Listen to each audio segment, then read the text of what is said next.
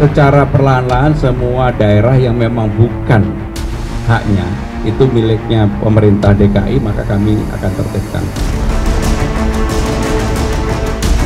PP Jakarta nyaman mah nggak nyaman sebenarnya, sama orang tinggal di gubuk ini yang nggak nyaman juga sih.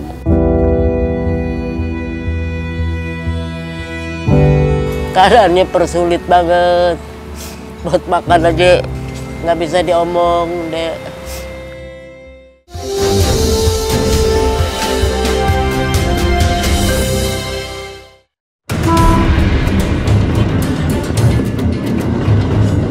Baru saja Jakarta merayakan ulang tahunnya yang ke-498. Lantas, apa yang terlintas di benak Anda jika melihat kota Jakarta?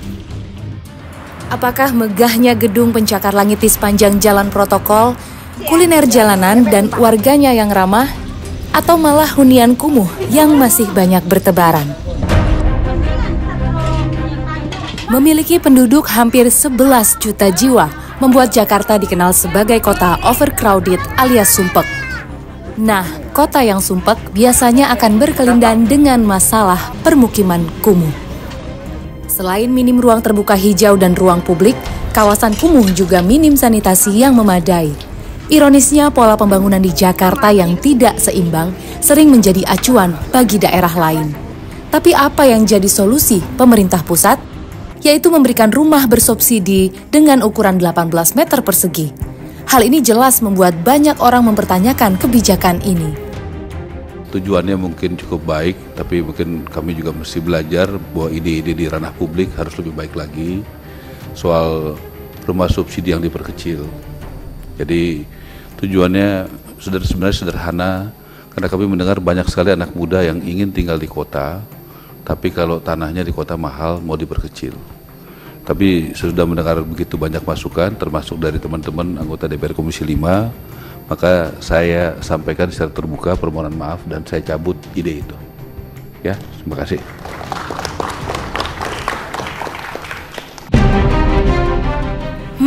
Mungkin para pejabat belum pernah merasakan sumpeknya hidup di tengah permukiman yang kumuh.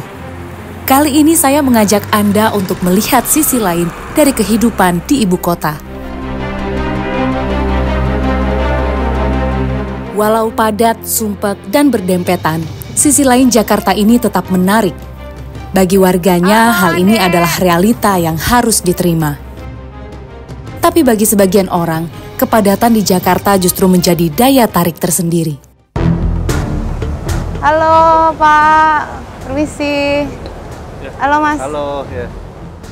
Gerald yang akrab disapa Gary merupakan warga asal Tangerang. Ia rupanya sering melakukan traveling ke berbagai wilayah kumuh yang ada di ibu kota. Jika dibandingkan Tangerang, Jakarta memiliki lebih banyak permukiman padat. Bahkan tercatat masih ada 161 RW kumuh di seluruh sudut Jakarta. Saya dan Gary menelusuri keseharian warga di Kelurahan Manggarai, Jakarta Selatan. Inilah sisi lain Jaksel yang populer akan kultur anak mudanya. Bu, mari. Mari, Bu. Tak disangka di sela kami berkeliling, ada seorang pria yang menghampiri. Ini belum udah izin belum yang tempat. Ini kan kita dari Indonesiaco Trans 7.